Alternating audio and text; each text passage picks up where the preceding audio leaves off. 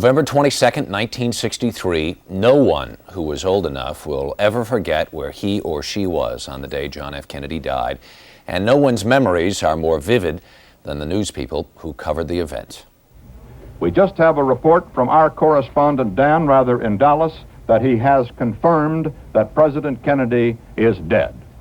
There is still no official confirmation of this, however. It's a report from our correspondent Dan Rather in Dallas, Texas.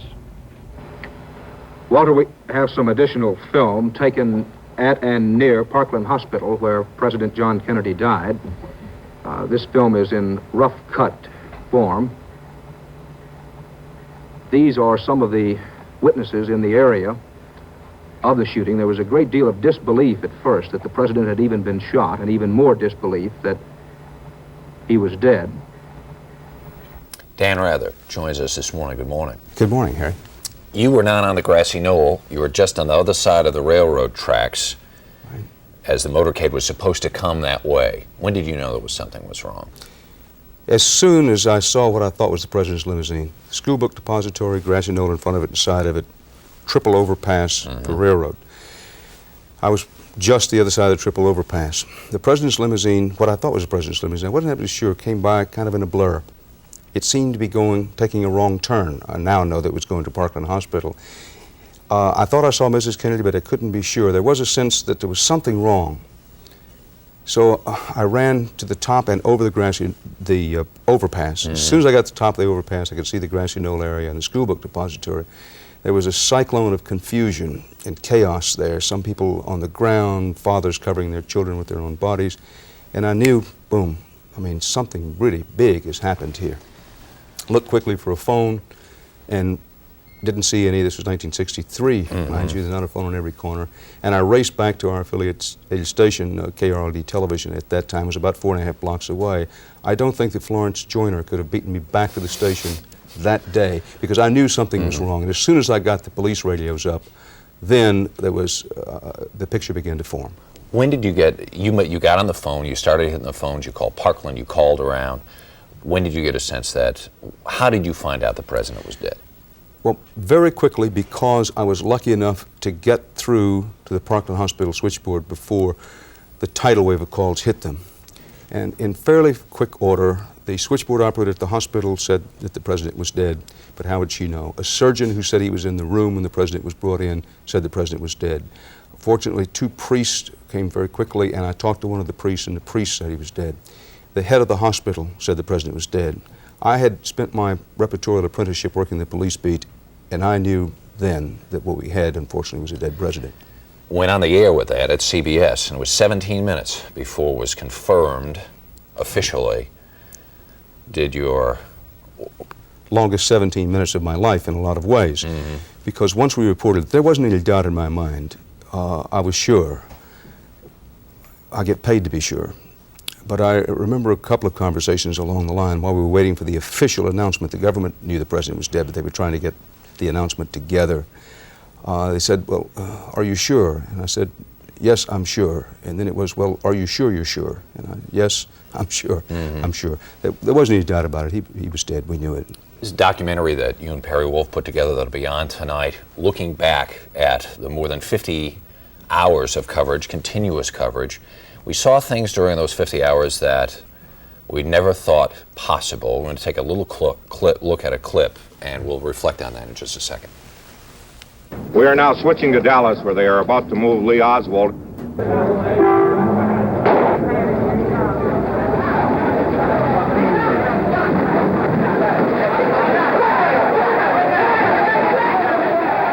Lee Harold Oswald has been shot. The man who saw the shot fired said it was fired by a man wearing a black hat, a brown coat, a man that everyone down here thought was a Secret Service agent. In your book, you said this was the beginning of the insanity of such a cycle and chain of events after that, it seems. Well, yes, because remember that in a single day, we had the greatest mystery and the greatest tragedy of the American century. Beginning with the death of the president, then the president's murder is murdered right in the basement of the police station. What we couldn't know then, but we now know now, that started a string of events: Vietnam, the assassination of Robert Kennedy, Martin Luther King, right on through Watergate, and the events of this decade. Sort of a historical line that is yet to end. We will look for the documentary tonight. Thanks, Dan. Thank you, Harry. We'll be back.